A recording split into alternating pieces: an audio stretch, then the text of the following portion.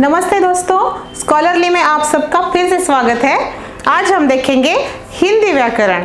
हिंदी व्याकरण में से आज हम एक नया टॉपिक देखेंगे जिसका नाम है अव्यय।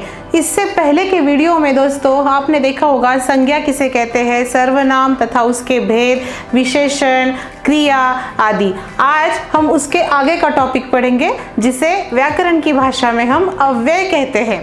तो सबसे पहले देखते हैं अव्यय क्या है। अव्यय किसे कहते हैं? जिस शब्द में लिंग, वचन या कारक के अनुसार कोई भी बदलाव नहीं आता। जिस शब्द में लिंग, वचन, कारक अनुसार कोई भी बदलाव नहीं आता, ऐसे शब्द को व्याकरण की भाषा में अव्यय कहते हैं। अव्ययों के 4 मुख्य भेद हैं जिनकी जानकारी हम आज इस वीडियो में देखने वाले हैं, इसलिए इस वीडियो को अंत तक जरूर देखें। तो सबसे पहले देखते हैं अव्यय। अव्यय की परिभाषा: जिस शब्द में लिंग, वचन तथा कारक अनुसार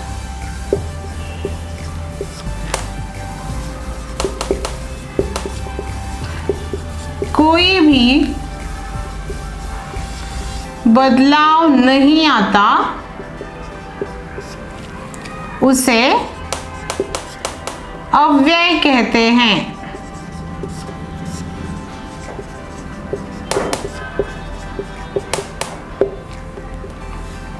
जैसे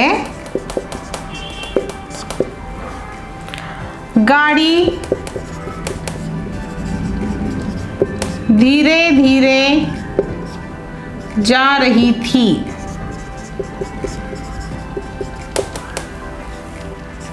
या फिर अरे वाह, बहुत अच्छा।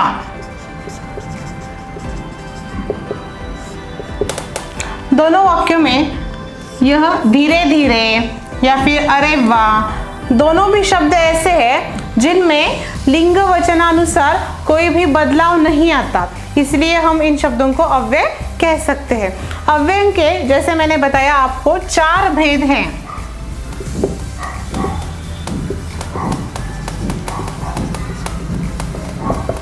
सबसे पहला भेद जो है क्रिया विशेषण अव्यय।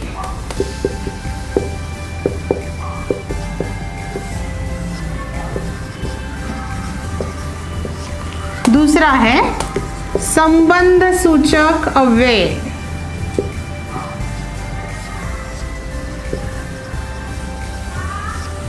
तीसरा है समुच्चय बोधक अव्यय।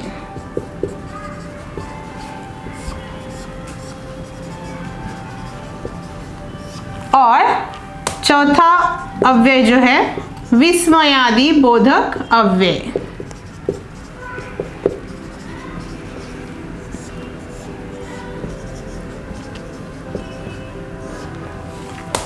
यह 4 अव्ययों के प्रमुख भेद हैं।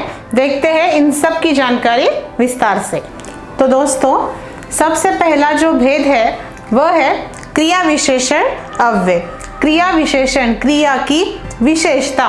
परिभाषा हमें ये बताती है क्रिया की विशेषता बताने वाले शब्द को हम क्रिया विशेषण अव्यय कहते हैं। जैसे वह जोर से हंसने लगा, घोड़ा तेज दौड़ता है। इन दोनों वाक्यों में जोर से, पहले वाक्य में जोर से और दूसरे वाक्य में तेज, ये दोनों भी शब्द हमें क्रिया की विशेषता बताते हैं। वह जोर से हंसने लगा, कैसे हंसने लगा? जोर से।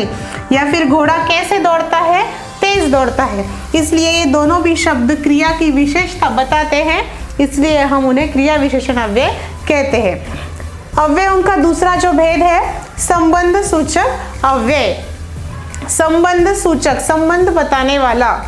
जो अव्यय संज्ञा तथा सर्वनाम का संबंध वाक्य के किसी दूसरे शब्द से जोड़ता है उसे संबंध सूचक अव्यय कहते हैं। जो संज्ञा के साथ भी आता है और उसका संबंध किसी दूसरे शब्द से बताता है, उसे हम संबंध सूचक अव्यय कह सकते हैं। जैसे कि मेरे घर के पीछे पेड़ है, उसके सामने एक गाड़ी थी। पहले वाक्य में घर के पीछे और दूसरे वाक्य में सामने, ये दोनों भी शब्द संज्ञा का या सर्वनाम का संबंध वाक्य के दूसरे शब्दों से जोड़ते हैं, इसीलिए हम उन्हें संबंध सूचक अव्यय कहते हैं। दोस्तों, अव्ययों का तीसरा भेद है समुच्चय बोधक अव्यय। समुच्चय यानी समूह। जो अव्यय दो शब्दों या दो उपवाक्यों को जोड़ता है उसे समुच्चय बोधक अव्यय कहते हैं। जैसे राम और श्याम भाई हैं। वह पाठशाला नहीं गया क्योंकि वह बीमार था। अब पहले वाक्य में राम और श्याम, राम श्याम दोनों शब्दों को जोड़ने का काम और यह शब्द करता है। उसी प्रकार दूसरे वाक्य में यहाँ पर आप दो उपवाक्य देखेंगे। जैसे वह पाठशाला नहीं गया, यह एक उपवाक्य हुआ, और वह बीमार था, यह दूसरा वाक्य। इन दोनों वाक्यों को जोड़ने का काम क्योंकि यह शब्द करता है, इसलिए और क्योंकि ये दोनों भी समुच्चय बोधक अव्यय के उदाहरण हैं। अव्ययों का चौथा और आखिरी भेद है विस्मयादि बोधक अव्यय। जिन अव्ययों से वक्ता के विस्मय, हर्ष, शोक आदि भाव सूचित होते हैं, परंतु उनका संबंध वाक्य के किसी दूसरे शब्द से नहीं होता, उसे विस्मयादि बोधक अव्यय कहते हैं। जैसे अच्छा मैं चलता हूँ, अरे रे बुरा हुआ। दोनों वाक्यों में से पहले वाक्य में अच्छा तथा दूसरे वाक्य में अरे रे, दोनों से भी हमें वक्ता के भाव सूचित होते हैं, इसीलिए उन्हें हम विस्मयादि बोधक अव्यय कहते हैं। दोस्तों, तो आज इस वीडियो में हमने हिंदी व्याकरण में से अव्यय तथा अव्ययों के प्रमुख 4 भेद देखे और उनकी जानकारी ली। आपको यह वीडियो कैसा लगा ये हमें ज़रूर बताइए, और इसी तरह नए नए वीडियोस देखने के लिए हमारे चैनल यानी स्कॉलरली इनहैंस द लर्निंग को आज ही सब्सक्राइब कीजिए। तब तक के लिए टेक केयर, गुड बाय।